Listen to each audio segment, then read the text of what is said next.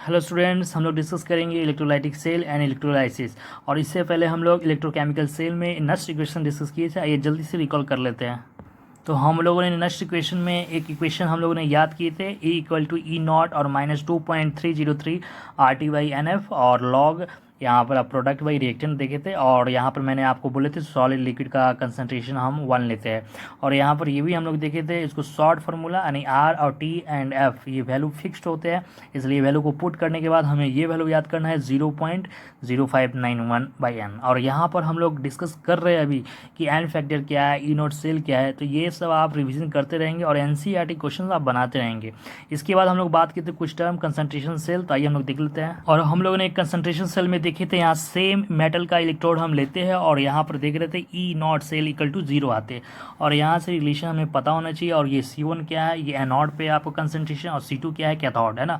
और इसके बाद हम बात की थी KC। आइए देखते हैं, हम लोग इक्विलिब्रियम कांस्टेंट की भी बात की थी। और यहाँ पर हम लोग देखे थे ई से है ना, ये 0 वैल्यू कर देते हैं और QC को हम लोग KC में कन्वर्ट करते हैं। और ये इस इक्वेशन ये आपको आते हैं 0.0591/n और लॉग KC।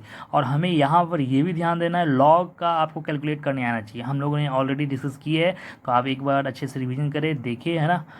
और हम लोगों ने यहाँ पर Gibbs energy and cell potential की बात की थी, और delta G equal to NF E cell है ना। और यहाँ पर माइनस मल्टीप्लाई कर देंगे इधर। और ये भी हम बात कर रहे थे ऐसा स्टैंडर्ड डेल्टा G नॉट ये सब। और एक रिलेशन ये भी बात की थे डेल्टा G नॉट RT/ln, और ln को लॉग में कन्वर्ट कर देते। तो ये इससे रिलेटेड हम लोगों ने न्यूमेरिकल भी देखे थे। अब चलते हैं हम लोग आज topic electrolytic cell and electrolysis. आइए देखते हैं। अब हम लोग डिस्कस करेंगे इलेक्ट्रोलाइटिक सेल एंड इलेक्ट्रोलाइसिस। और इससे पहले हम लोग डिस्कस कर लिए है इलेक्ट्रोकेमिकल सेल में, वहाँ देखे थे केमिकल एनर्जी को इलेक्ट्रिकल एनर्जी में कन्वर्ट होते हैं। और यहाँ पर एक ध्यान देने वाली बात है, साइन कन्वेंशन। हमने इलेक्ट्रोकेमिकल सेल में एनोड पे हम लोग बात किए थे नेगेटिव एंड कैथोड पे बात किए थे पॉजिटिव, लेकिन यहाँ पर साइन देख लेंगे, एनोड पे पॉजिटिव, कैथोड पे नेगेटिव। तो ये आपको क्वेश्चन आते हैं और ये ध्यान देने वाली बात है। और यहाँ पर हम लोग देखे थे जब साइन यहाँ पर कन्वेंशन आपको चेंज हो रहे हैं, तो इलेक्ट्रॉन का फ्लो, करंट का फ्लो भी क्या होगा, चेंज होगा है ना। और यहाँ पर देख रहे हैं आप करंट सप्लाई कर रहे हैं और ये क्या हो रहा है, आप केमिकल एनर्जी में कन्वर्ट हो। इसका काम क्या है, जैसे मैंने ये इलेक्ट्रोलाइट लिया और इस इलेक्ट्रोलाइट को हमें सेपरेट करना है। तो मान लेते हैं ए के पास पॉजिटिव है और बी के पास नेगेटिव है। अब करंट जब सप्लाई करेंगे तो ये पॉजिटिव एंड नेगेटिव क्या होगा, ब्रेक हो जाएंगे। ए पॉजिटिव अलग जाएंगे, बी नेगेटिव। अब ए पॉजिटिव किधर की ओर जाएंगे, कैथोड या एनोड। तो आप चेक करेंगे कैथोड पे कौन सा साइन है, देखिए नेगेटिव। तो इनमें से जो पॉजिटिव होगा वो अट्रैक्ट होगा। तो पॉजिटिव किसके पास है, ए के पास है, तो वो क्या होगा बताएंगे, वहाँ पर अट्रैक्ट होगा है ना। अब यहाँ पर देखेंगे एनोड के पास क्या है, पॉजिटिव है, तो ये इसके पास कौन चार्ज इकट्ठा होगा, बी के पास नेगेटिव है, यानी अपोजिट चार्ज। तो ये आप जानते हैं। अब यहाँ पर आप जरा ध्यान देंगे, इलेक्ट्रॉन का फ्लो किधर से किधर होगा। इससे पहले हम लोग बात किए थे इलेक्ट्रोकेमिकल सेल में इलेक्ट्रॉन का फ्लो किधर से किधर कर रहे थे, एनोड से कैथोड, लेकिन यहाँ पर जस्ट अपोजिट हो जाएंगे, कैथोड टू एनोड हो जाएंगे ना। देखिए कैथोड से एनोड की ओर जाएंगे। तो ये सब आपको ध्यान देने वाली बात है। और यहाँ पर एनोड पे ऑक्सीडेशन और कैथोड पे रिडक्शन, ये मैंने पहले भी आपसे बात किया था कि ये जो टर्म है चेंज नहीं होते। एनोड पे जब भी होगा तो ऑक्सीडेशन होगा, कैथोड पे जब भी होगा तो रिडक्शन, लेकिन साइन कन्वेंशन क्या होगा, चेंज होगा। तो ये आपको ध्यान रखना है। आइए हम लोग बात कर लेते हैं, कुछ डिफाइन कर लेते। देखिए, in which electrical energy is converted into chemical energy.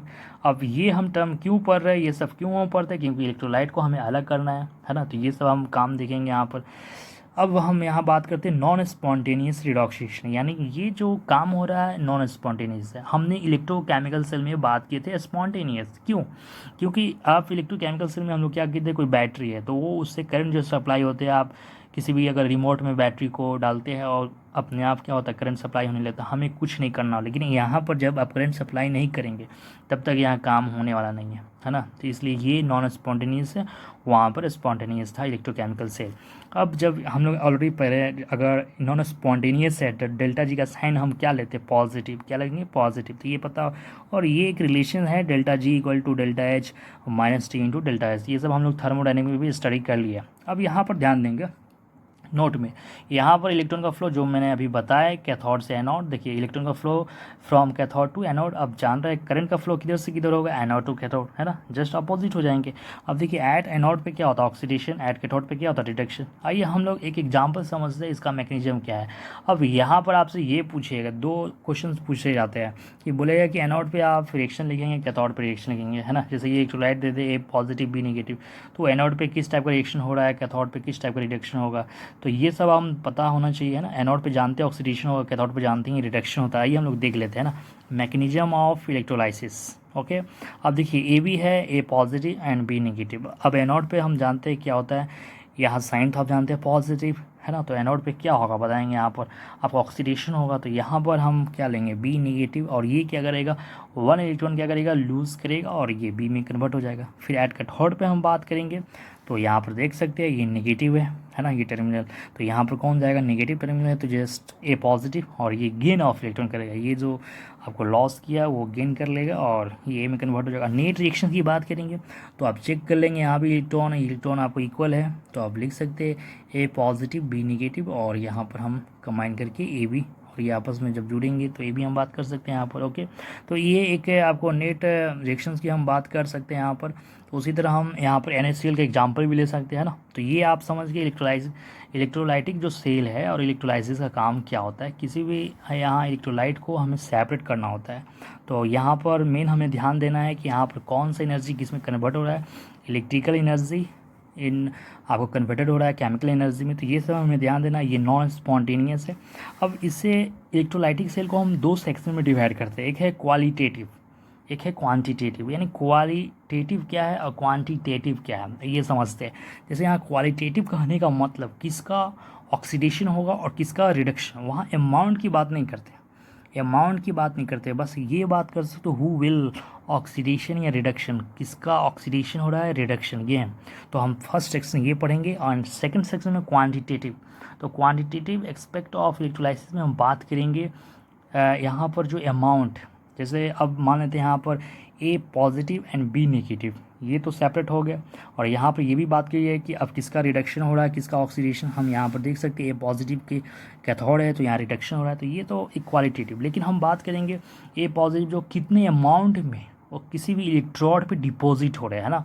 अगर हम बात करेंगे यहाँ पर ज़रा ध्यान देंगे, अगर ये पॉजिटिव है ए पॉजिटिव है ये, तो ये पॉजिटिव किसके पास जाएगा, ये कैथोड नेगेटिव के पास, तो कितने अमाउंट में, अमाउंट की बात क्या करेंगे, वेट कितने अमाउंट में कितने टाइम में है ना, कि इसमें कितना करंट सप्लाई करेंगे, हाउ मच वेट, हम करंट, चार्ज, टाइम, कितना टाइम लगेगा। फिर यहाँ पर आपको ये वोल्ट है ना, भी है यहाँ पर वोल्ट है, तो ये सब हम बात करेंगे। यानी क्वांटिटेटिव कहने का मतलब कितने अमाउंट होगा, कितने करंट लेना पड़ेगा उसके लिए, कितने चार्ज होगा, कितने टाइम लगेगा, ये सब क्वांटिटेटिव। यानी यहाँ पर फैराडे लॉज की बात करेंगे फर्स्ट एंड सेकंड, और इससे ये टॉपिक आपको इलेक्ट्रोलाइटिक सेल समाप्त हो।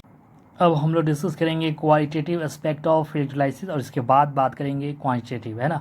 अब हम लोग इलेक्ट्रोकेमिस्ट्री में ज़्यादा लेक्चर नहीं लगेगा, 2 से 3 लेक्चर में इलेक्ट्रोकेमिस्ट्री समाप्त हो जाएंगे। ओके, तो यहाँ पर हम क्वालिटेटिव में एक हम टेबल की बात करते हैं, जो इलेक्ट्रोकेमिकल सीरीज़ का एक टेबल आपने देखा होगा बुक में, तो वो टेबल हमें यहाँ पर याद नहीं करा, और हमने इससे पहले आपको बात की थी शॉर्ट में है ना, जहाँ हम बात कर रहे थे ऑक्सीडाइजिंग एजेंट, रेड्यूसिंग एजेंट, वहाँ पर मैंने टेबल आपको बात किए थे। लिथियम का मैंने ये बताए थे SRP का वैल्यू क्या होता है कम, और फ्लोरीन F2 का वैल्यू क्या होता है ज़्यादा। तो आइए एक बार टेबल देख लेते हैं ना। तो जैसा आप देख रहे हैं यहाँ लिथियम -3.05, इसका SRP का वैल्यू क्या होता है कम होता है, और जैसे जैसे आप टॉप से बॉटम की ओर आएंगे, देखिए हम टेबल यहाँ पर दिखा रहे हैं आपको, हाइड्रोजन का आप जान रहे हैं 0 होते हैं है ना। अब यहाँ देखिए फ्लोरीन का क्या होता है, यहाँ पर देखिए आपको 2.87 सबसे ज़्यादा मैक्सिमम, तो ये आपको पता भी होना चाहिए क्योंकि ऑब्जेक्टिव क्वेश्चन पूछे जा सकते हैं। अब यहाँ पर वाटर क्या होता है, उसका ऑक्सीडेशन भी होता है और रिएक्शन। तो वाटर का ऑक्सीडेशन होगा तो आपको किस टाइप का रिएक्शन लिखना है तो ये पता होना चाहिए। देखिए यहाँ पर H2O, जब यहाँ ऑक्सीडेशन होगा तो ऑक्सीजन मिलेगा और +4 इलेक्ट्रॉन और +4 H+, तो ये आपको पता होना चाहिए। अगर वाटर का जब रिडक्शंस करेंगे गेन ऑफ इलेक्ट्रॉन, तो यहाँ पर क्या देगा, देखिए H2 + 2H- है ना। अब यहाँ देख लेते हैं SO4, अगर SO4 का हमने ऑक्सीडेशन करेंगे H2A OH और 2- और फिर 2 इलेक्ट्रॉन, तो ये आपको पता होना चाहिए। जैसे हम आपसे बोले कि वाटर का ऑक्सीडेशन वाले रिएक्शन लिखना है तो आपको ये लिखना है, अगर रिडक्शन वाले लिखना है तो ये है ना। तो अब हम बात करते हैं ये टेबल, तो टेबल का यूज़ कैसे करेंगे, टेबल आपको याद नहीं करना, बस यूज़ करना है आपको। तो यूज़ इसका कैसे होगा तो ये देखते हैं।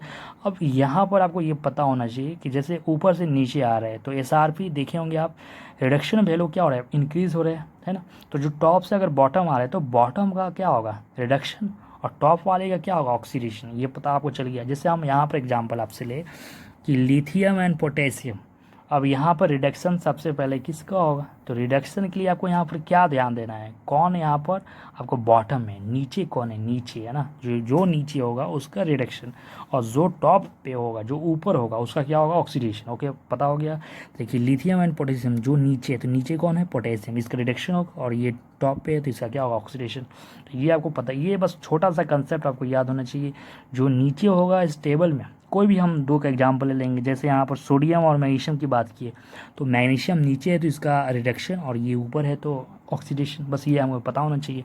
अब यहाँ पर आपको ये पता है ऑलरेडी पहले भी टर्म कि एनोड पे क्या होता है ऑक्सीडेशन, कैथोड पे क्या होता है डिडक्शन। यहाँ साइन बस चेंज आपको उल्टा है। यहाँ देखिए एनोड पे क्या होता है पॉजिटिव, कैथोड पे क्या होता है नेगेटिव। इलेक्ट्रोकेमिकल से वहाँ साइन किया जस्ट अपोजिट थे इससे, एनोड पे वहाँ नेगेटिव थे, कैथोड पे यहाँ पॉजिटिव थे। ओके, तो ये आपको पता चल गया एनोड पे पॉजिटिव, कैथोड पे नेगेटिव। अब इससे क्वेश्चंस कैसे आते हैं, देखिए ये क्वेश्चन दिया रहेगा, इलेक्ट्रोलाइसिस ऑफ मोल्टेन NaCl, और इलेक्ट्रोड यहाँ ले रहे हैं प्लेटिनम। आपसे यहाँ बोलेगा कि इलेक्ट्रोलाइसिस अगर हम कर रहे हैं NaCl का जो मोल्टेन फेज में, तो यहाँ एनोड पे कौन सा प्रोडक्ट बनेगा और कैथोड पे कौन सा प्रोडक्ट। तो आप बता सकते हैं एनोड पे यहाँ कौन सा प्रोडक्ट बन रहा है Cl2, और कैथोड पे कौन सा बन रहा है सोडियम। तो ये कैसे आप बताएं, तो ये हम समझते हैं। यहाँ पर मोल्टेन है तो मोल्टेन का मतलब वाटर नहीं है। ओके, अब ये जब किस में ब्रेक होगा ये सब तो आपको पता है ना, Na+Cl-। अब Na+ किधर जाएगा, एनोड के पास या कैथोड के पास, बताएंगे।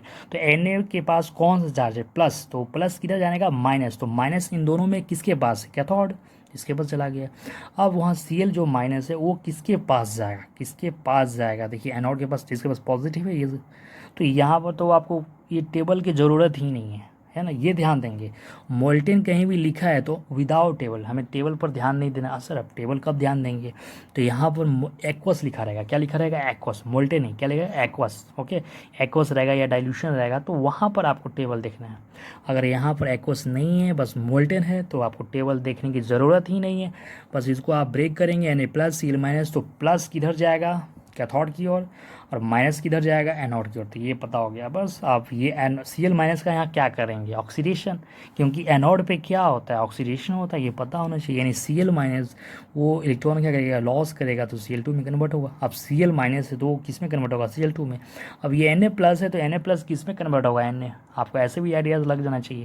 अगर ऐसे पता नहीं चल रहा है कि Na+ किस में कन्वर्ट होगा, तो Na+ ही है, तो अब जो पहले वाले जो स्टेट है उसमें जाना चाहिए, यानी सोडियम में, और ये इलेक्ट्रॉन क्या गया, गेन। तो यहाँ पर आप देख लिए, यानी एनोड पे किस टाइप का रिएक्शन है, क्लोरीन मिल रहा है, और कैथोड पे क्या मिल रहा है, सोडियम। अब हम चलते हैं यहाँ पर एक्वस फेज वाले। तो ये आपने मोल्टेन देखा, मोल्टेन कहीं भी लिखा रहा है, आपको टेबल का ज़रूरत नहीं है, विदाउट टेबल से बन जाएंगे। अब ये एक्वस में क्या यहाँ पर झमेला आते हैं कि उसमें टेबल हमें देखना पड़ रहा है।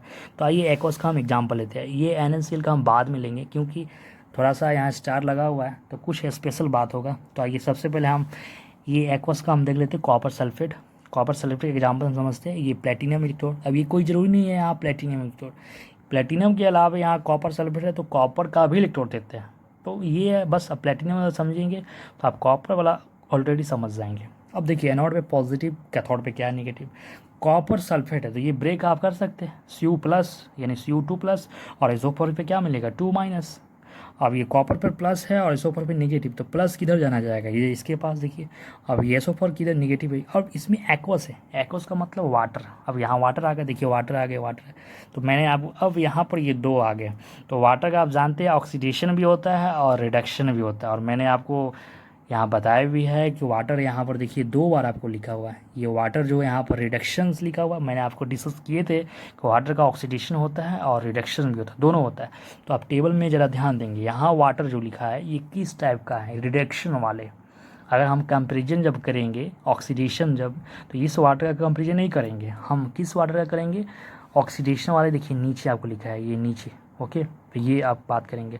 अगर हम बोले वाटर का रिडक्शन जब करवाना है तो किससे कंपेरिजन करेंगे, ये वाटर से। अब कैसे, आइए समझ लेते हैं, एग्जांपल आएंगे इससे आपको क्लियर हो जाएगा। देखिए SO4 2- है, ये वाटर है, तो एनोड पे क्या होता है आप जानते हैं, ऑक्सीडेशन।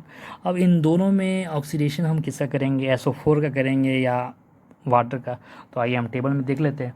जो इस टेबल में नीचे आएंगे, कौन, जो नीचे आएंगे उसका क्या होगा, रिडक्शन, और जो ऊपर आएंगे उसका क्या होगा, ऑक्सीडेशन। मैंने आपको बात किए थे। तो ऑक्सीडेशन होने के लिए इन दोनों में सबसे जो ऊपर होगा, टॉप पे होगा, वो क्या होगा, ऑक्सीडेशन होगा। तो टॉप पे इसमें से कौन है, आइए हम चेक करते हैं। देखिए यहाँ पर ये SO4 है और ये वाटर है, SO4 ये वाटर। तो वाटर यहाँ पर क्या दिख रहा है, देखिए ये टॉप पर है और ये SO4 नीचे क्या है, ये आपको बॉटम है। तो बॉटम जो नीचे होते हैं उसमें रिडक्शन होता है, लेकिन हमें यहाँ पर क्या कराना है, ऑक्सीडेशन। तो ऑक्सीडेशन के लिए हमें टॉप पर देखना है, इन दोनों में से जो ऊपर होगा उसका ऑक्सीडेशन। तो ऊपर क्या है, ये वाटर है, बस इसका वाटर का ऑक्सीडेशन। और वाटर का जब भी ऑक्सीडेशन करते हैं तो ये रिएक्शन में पता होना चाहिए। देखिए रिएक्शन है वाटर का, तो यही रिएक्शन मैंने यहाँ लिख दिया। यानी कॉपर सल्फेट जब एक्वस प्लेटिनम इलेक्ट्रोड ले रहे हैं, इस तरह का एनसीईआरटी में क्वेश्चन है, इसलिए आप बनाइएगा अच्छे से, है ना। अब यहाँ पर एनोड पे कौन सा प्रोडक्ट मिल रहा है, ऑक्सीजन। अब कैथोड पे क्या मिलेगा, देखिए कॉपर 2+ एंड वाटर। तो यहाँ क्या होगा, रिडक्शन। ये वाटर जो रिडक्शन वाले कंपेरिजन, इस वाटर से कंपेरिजन नहीं करेंगे, रिडक्शन वाले। तो कॉपर कहाँ है इसमें से, देखिए यहाँ कॉपर है और इसके ऊपर वाटर है। अब रिडक्शंस के लिए क्या होना चाहिए, नीचे। तो इन दोनों में नीचे कौन है, वाटर या कॉपर। तो कॉपर नीचे है, तो कॉपर का रिडक्शन होगा। देखिए कॉपर का रिडक्शन यहाँ कॉपर, यानी यहाँ कैथोड पे कॉपर मिलेगा और एनोड पे क्या मिलेगा, ऑक्सीजन। बस ये हो गया। अगर यहाँ प्लेटिनम इलेक्ट्रोड के जगह पे अगर कॉपर इलेक्ट्रोड होता तो क्या होते, तो आइए देखते हैं। देखिए CuSO4। तो अब यहाँ पर तो SO4 और वाटर, SO4 वाटर तो ये ऑलरेडी है, इसमें कोई दिक्कत नहीं है। फिर यहाँ कॉपर 2+ और वाटर ये है। लेकिन ये कॉपर इलेक्ट्रोड आने से क्या हो गया, एक यहाँ पर कॉपर इसमें भी ऐड हो गया और इसमें भी कॉपर ऐड। अब यहाँ 3 कंपेरिजन करेंगे, तो यानी 3 में से जो, इन तीनों में से जो ऊपर होगा उसका ऑक्सीडेशन, और ये तीनों में से जो नीचे होगा उसका हम रिडक्शन करेंगे। तो आइए टेबल से कंपेरिजन करते हैं। SO4 water and CO। तो SO4 तो यहाँ दिखा, वाटर दिखा, और ये आपको यहाँ पर जो CO दिखा, देखिए CO यहाँ पर H है ना, H के नीचे। तो CO और ये वाटर और ये SO4। तो इसमें से आपको टॉप पे कौन है, CO। तो CO है तो उसका क्या होगा, ऑक्सीडेशन। देखिए CO कहीं ऑक्सीडेशन कर दिया। अब इन तीनों में से जो डाउन में होगा, जो नीचे होगा, उसका रिडक्शन करेंगे। नीचे कौन है, तो देखिए अब ये वाटर, हम इस वाटर का कंपेरिजन नहीं करेंगे, रिडक्शन वाले। देखिए वाटर वो ऊपर है, फिर CO यहाँ नीचे है ना ये, और यहाँ 2 है। देखिए CO2+ CO, बात तो वही है। तो ये वाटर देखिए यहाँ पर ऊपर है और CO नीचे। जो CO नीचे है तो रिडक्शन होगा। अब ये CO2+ है तो इसका रिडक्शन कर देंगे यहाँ पर। देखिए CO2+ रिडक्शन हो गया कॉपर, बस ये काम कर लेंगे। तो ये आपको कॉपर इलेक्ट्रोड होगा, ध्यान रखना होगा। प्लेटिनम जब एक्वस आ गया तो हमें टेबल का, और एक वाटर के केसेस में क्या होगा, हमें थोड़ा सा आपको सिंसियर रहना होगा। लेकिन ये NaCl में क्या यहाँ बात है, ये मैंने यहाँ पर स्टार क्यों लगा दिया, जरा देखिए। कैथोड में तो कोई एक्सेप्शन नहीं है, पहले कैथोड समझ लेते हैं। ये Na+ वाटर, तो ये आप समझ लिए, Cl- वाटर है ना। Na+ हमें समझाने की जरूरत नहीं है, एक्वा से तो वाटर आ गया। अब Na+ वाटर, तो हमें इसमें रिडक्शन चाहिए। तो रिडक्शन के लिए क्या दोनों में से होना चाहिए, जो नीचे होगा। तो Na+ और वाटर में कौन नीचे, आइए हम चेक कर लेते हैं। तो देखिए ये आपका वाटर है और ये Na+। तो वाटर क्या है, नीचे है। तो ये रिडक्शन वाले रिएक्शन यहाँ पर लिखेंगे। तो रिडक्शन में क्या रिएक्शन होगा, देखिए यहाँ वाटर +2 इलेक्ट्रॉन और H2, ये आपको पता होना चाहिए ऑलरेडी। तो ये मैंने रिएक्शन यहाँ पर देखिए लिख दिया है ना। लेकिन यहाँ Cl- और वाटर में क्या यहाँ पर बात है, तो इन, अब इसमें ऑक्सीडेशन होगा। ऑक्सीडेशन के लिए इनमें क्या होना चाहिए, जो ऊपर होना चाहिए। तो ऊपर कौन है, देखिए वो वाटर की बात नहीं करेंगे यहाँ पर, हम ये वाटर की बात करेंगे। ये वाटर है ना, तो वाटर क्या है, ऊपर है, और Cl क्या है, नीचे है। तो इस वाटर का क्या होना चाहिए, ऑक्सीडेशन, है ना। लेकिन यहाँ पर वाटर का हम ऑक्सीडेशन नहीं कराए, हम यहाँ पर Cl में कराए। तो ये आपको यहाँ पर थोड़ा ध्यान देना होगा, ये एक्सेप्शन में आते हैं, क्योंकि यहाँ पर होना चाहिए वाटर का, लेकिन ऐसा नहीं होता है। क्योंकि यहाँ पर ये देखा गया एक्सपेरिमेंटली, ऑक्सीजन जो यहाँ पर बनते हैं ना, ऑक्सीडेशन करने के लिए क्या बनेगा, ऑक्सीजन। तो वहाँ पर ऑक्सीजन बनाने के लिए बहुत ज़्यादा एनर्जी लगना पड़ा, है ना। तो इसलिए यहाँ पर एक्सेप्शन जो लिया गया उसमें एनर्जी ज़्यादा लग रहा था, इसलिए हम यहाँ पर ऑक्सीजन बनाना थोड़ा डिफ़िकल्ट है। तो ये आपको एक्सपेरिमेंटली ध्यान रखना होगा, हमने यहाँ पर नहीं किए। बस आपको ये ध्यान रखना है, एक्वस के खेत फेज में Cl वाले थोड़ा सा आ जाते हैं, Cl वाले कंडीशन में। Cl और वाटर एक्वस, तो एक्वस वाले कंडीशन में अगर Cl और वाटर हो तो वहाँ पर आपको ध्यान देना है Cl का है। लेकिन यहाँ पर ऐसा नहीं होगा, ये SO4 है, वाटर, देखिए वाटर था तो यहाँ वाटर हो गया, है ना, ये आप देख सकते हैं। तो यहाँ पर SO4 के साथ नहीं हुआ, लेकिन ये Cl के साथ ऐसा होता है। तो ये आप बस ध्यान रखेंगे। लेकिन अगर यहाँ पर ऐसे रहता, एक्वस की जगह पर डाइल्यूशन रहता है, तो यहाँ तो वाटर ही होता है। तो डाइल्यूशन के केस में यहाँ पर नहीं होते। तो ये थोड़ा सा आपको हट कर है, तो ये आपको ध्यान रखना। आइए डाइल्यूशन का केस भी देख लेते हैं। देखिए यहाँ पर ये डाइल्यूशन जब लिया गया है ना, Cl माइनस वाटर और Na+, तो यहाँ पर जैसा रिएक्शन हो रहा था वैसा ही लिखा गया, और यहाँ पर आपको यहाँ Cl लिया गया लेकिन यहाँ वाटर, बस। तो डाइल्यूशन के केस में, आपको डाइल्यूट के केस में कोई एक्सेप्शन नहीं आते। तो बस ये एक थोड़ा सा आपको ध्यान रखना होगा, यहाँ पर थोड़ा सा एक नॉर्मल जो एक्सेप्शन में आ जाते हैं एक्वस में, तो रहिए।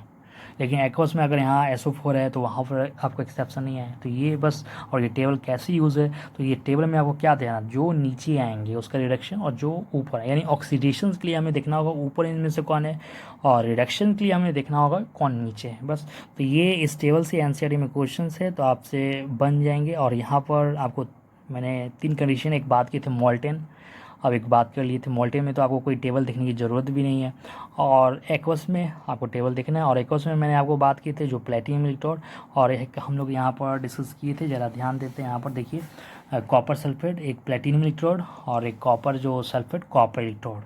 कॉपर इलेक्ट्रोड में क्या होता है, यहाँ भी कॉपर हो जाते हैं, बस एक एक्स्ट्रा कॉपर बढ़ जाते हैं। और यहाँ पर 3 का कंपेरिजन करेंगे, यहाँ पर 2 का।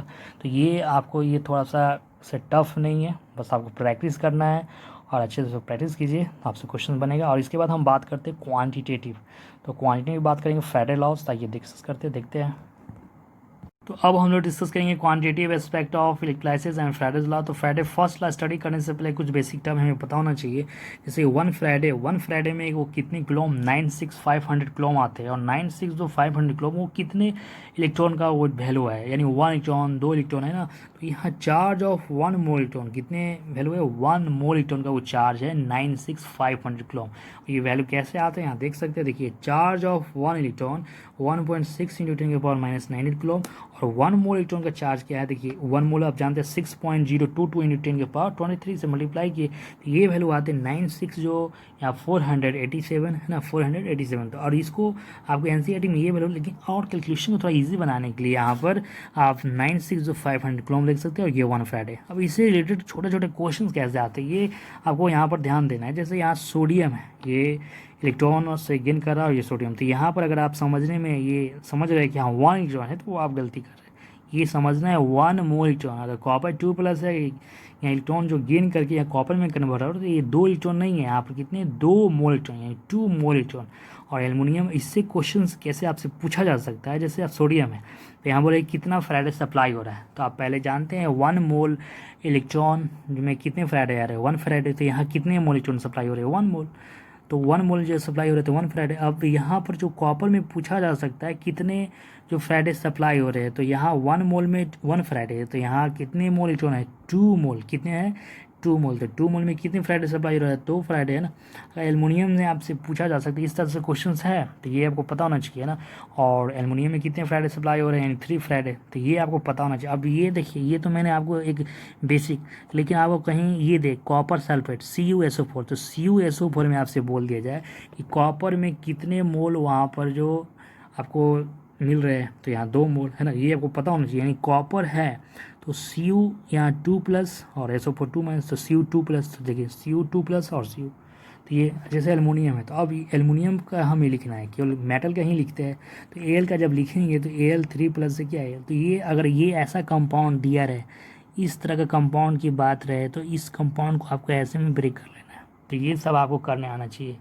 तो ज़्यादातर आपको इसी तरह मिलेगा क्वेश्चन। तो ये दिया रहेगा, और इससे आप ये कन्वर्ट कर लिए, बोलेगा AlCl3 है, तो इसमें बोलेगा वहाँ पर जो एल्युमिनियम है वो कितने फ्राइडे सप्लाई हो रहे थे, इसको हम क्या करेंगे इस तरह से कन्वर्ट कर लिए। और यहाँ देखेंगे 1 मोल में 1 फ्राइडे, 3 मोल में कितने फ्राइडे, 3 फ्राइडे। तो ये एक बेसिक इस तरह से क्वेश्चन हम देखेंगे भी। अब हम बात करते हैं फ्राइडे फर्स्ट लॉ। तो फर्स्ट लॉ फ्राइडे में क्या बात कर रहे हैं, यहाँ पर आप ज़रा ध्यान देंगे। ये आपको ये सोल्यूशन है, ये मेटल इलेक्ट्रोड। तो यहाँ बात कर रहे हैं, अगर ये मेटल जो इलेक्ट्रोड, कोई इलेक्ट्रोलाइट यहाँ डाले, कोई इलेक्ट्रोलाइट है, तो ये इलेक्ट्रोलाइट उस मेटल पे कितना डिपॉजिट हो रहा है, वेट है ना।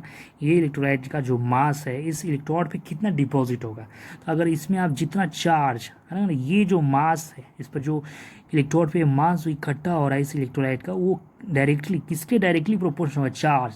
तो इसमें जितना चार्ज आप पास करेंगे, जितना चार्ज है ना, जितना चार्ज आप पास करेंगे, ये वेट, अमाउंट ऑफ वेट किसी भी इलेक्ट्रोड पे जो इस तरह का इलेक्ट्रोड है, ये इकट्ठा जो होगा चार्ज के डायरेक्टली, चार्ज जितना ज़्यादा सप्लाई होगा, वेट भी क्या होगा, इस पर ज़्यादा वेट डिपॉजिट होगा। तो यही आपको बता रहे थे कि amount of substance deposit at any electrode is directly proportional to charge, है ना। वेट जो डायरेक्टली क्या है, प्रोपोर्शनल टू चार्ज।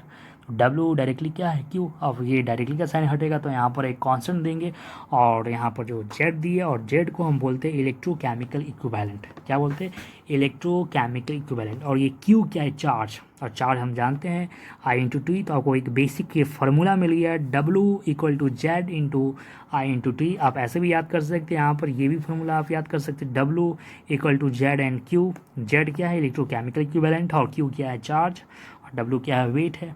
और चार्ज को, क्यू को भी आप ऐसे बात कर सकते हैं, आई इंटू टी। आई क्या है, करंट है, ये टी क्या है, टाइम है। तो ये आपको ध्यान देना होगा। टाइम हम जब भी लेंगे तो ये आपको सेकंड में लेंगे, और करंट लेते हैं तो एम्पियर में लेंगे, ये आपको पता होना चाहिए यहाँ पर। अब यहाँ पर ध्यान देंगे जेड, तो जेड है इलेक्ट्रोकेमिकल इक्विवेलेंट। तो ये इलेक्ट्रोकेमिकल इक्विवेलेंट कैसे हम निकालते हैं जेड, तो जेड होता है equivalent weight of substance by 96 जो 500 कूलम, 965। और इक्विवेलेंट वेट हम कैसे निकालते हैं, देखिए atomic weight by N factor. N factor क्या है, वही आपको चार्ज वैलेंसी, कितना प्लस चार्ज है कितना नेगेटिव चार्ज है, तो ये पता। तो atomic weight by N factor 96500, तो ये आपको पता हो गया। तो ये जेड हमें पता होना चाहिए, atomic weight by N factor into 96500 kilo. ये फिर है first law, W equal to Z into I T. और ये आपको आई करंट है, टाइम टी क्या है, टाइम है, और जेड ये सब आपको वैल्यू पता होना चाहिए, इक्विवेलेंट वेट बाई 96500 और equivalent atomic weight by N factor. और फ्राइडे फर्स्ट ला क्या बात की है, जो ये इस इलेक्ट्रोड पे कितना मास डिपॉजिट हो रहा है वो चार्ज के डायरेक्टली, और जितना चार्ज आप सप्लाई करेंगे वो वेट डिपॉजिट होगा। और ये इससे रिलेटेड बेसिक। तो आइए इसे न्यूमेरिकल देख लेते हैं। अब ये न्यूमेरिकल में यहाँ बोला जा रहा है how much charge is required for direction. जैसे यहाँ 1 मोल Al3 प्लस Al, तो आप बताएंगे यहाँ पर कितना चार्ज यहाँ सप्लाई हो रहा है ना। तो आप देख सकते हैं यहाँ पर 1 मोल इलेक्ट्रॉन में कितने चार्ज, 96500 कूलम या 1 फैराडे। अगर आपको कूलम में पूछ रहा है तो कूलम में वैल्यू दे, फैराडे में पूछ रहा है तो फैराडे में, है ना। तो ये लिख दिए। तो यहाँ पर कितने मोल इलेक्ट्रॉन सप्लाई हो रहे हैं, 3 मोल। हम जानते हैं 1 मोल इलेक्ट्रॉन में अगर फ्राइडे की बात करते हैं तो 1 फ्राइडे, अगर 96500 कूलम तो 3 में क्या ये मल्टीप्लाई कर देंगे। तो कितने ये न्यूमेरिकल इजी है। अब आपको इस टाइप से न्यूमेरिकल दे MnO4 फिर Mn2 प्लस।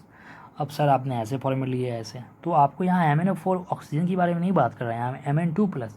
तो Mn2 प्लस है, और ये Mn का ऑक्सीडेशन स्टेट निकालेंगे, यानी 4 2 8, और एक सेपरेट कर लेंगे यहाँ पर, तो देखेंगे 7 आ गए, 7 प्लस। तो 7 प्लस से यहाँ पर 2 प्लस, कितने इलेक्ट्रॉन का एक्सचेंज हो रहा है, 5। तो 5 क्या गेन कर रहे हैं, तो यानी यहाँ 5 जो मोल इलेक्ट्रॉन है। तो आप जान रहे हैं 1 मोल इलेक्ट्रॉन में कितने वैरायटी है, 96500। तो 5 में क्या है इतने, तो ये कितने एक ईजी न्यूमेरिकल है। तो ये सब आपको ध्यान रखना। अब ऐसे न्यूमेरिकल मैंने करा दिया, ऐसे नहीं कराते तो आपको लगता है टफ है, टफ नहीं है, बस मेहनत कीजिए बनेगा। अब यहाँ पर एक क्वेश्चन है, देखिए हाउ मच, एक वो फार्मूले से जो हमने देखा था W equal to Z into I T, तो उससे देखिए हाउ मच, है ना, copper is deposit on cathode. तो how much copper is deposit, तो यहाँ पर कितने वो कॉपर जो डिपॉजिट हो रहे हैं, आइए हम देखते हैं यहाँ पर। इफ़ जब करंट यहाँ पर जब 3 एम्पीयर करंट सप्लाई हो रहा है, आई का वैल्यू दिया है, और मैंने टाइम आपसे बोला सेकंड में लेना है, मिनट में होगा। तो थ्रू कॉपर सल्फेट, देखिए CuSO4, तो यहाँ CuSO4, अब CuSO4 लिख दिया। तो CuSO4 लिखा, हमें SO4 से मतलब नहीं है, Cu से मतलब। देखिए यहाँ कॉपर 2 प्लस से 2 इलेक्ट्रॉन की ऐसे कन्वर्ट करेंगे। तो ये सब पता होना चाहिए। कॉपर का मास, आपको एटॉमिक मास पता होना चाहिए 63.5 ग्राम। तो ये आपको ध्यान रखना होगा।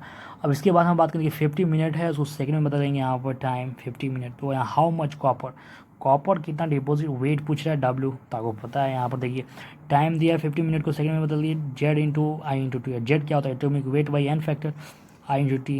अब ये वेट तो पूछ नहीं रहा है, एटॉमिक वेट आपको पता ही है 63.5, और आई करंट आपको दिया ही है यहाँ पर 3 एम्पियर, देख सकते हैं यहाँ पर वो। और टाइम यहाँ सेकंड में मैंने कन्वर्ट कर दिया, अब यहाँ पर जो ये एन फैक्टर क्या है, सेम इलेक्ट्रॉन कितना एक्सचेंज हो रहा है, तो यहाँ पर 2 तो 2 है, तो 2 हम बात कर लेंगे यहाँ पर। और 63.5 और देख सकते हैं यहाँ पर, देखिए सब वैल्यू 63.5 और इंटू 3 और ये सब वैल्यू को मैंने पुट किया और 96 और यहाँ एन फैक्टर ये यहाँ से रख सकते हैं। तो ये सब और ये वैल्यू कैलकुलेट किया मैंने 0.88 ग्राम ये आते हैं। ओके, तो ये सब आपको छोटे छोटे ध्यान रखना होगा। और इस तरह के एनसीईआरटी में क्वेश्चंस आपको है तो इसे प्रैक्टिस कीजिए, बनाइए। और ये आपके लिए SW, तो ये आप खुद लर्न करें। How much electricity is required in coulomb for oxidation. अब यहाँ ऑक्सीडेशन की बात किया है, 1 इलेक्ट्रॉन H2O2 O2 में। अब H2O वाटर का जब ऑक्सीडेशन करते हैं तो मैंने अभी बताए थे आपको, जब इलेक्ट्रोलाइसिस कर रहे थे, है ना। तो ये खुद से आप मेहनत करें और ये बनाएं। और फिर हम मिलते हैं नेक्स्ट लेक्चर में सेकेंड लॉ से और कुछ बैटरीज पढ़ेंगे। और इसके बाद आपको क्लोरॉस लॉ से ज़्यादा लेक्चर नहीं लगेंगे, 2 लेक्चर में आपको समाप्त हो जाएंगे।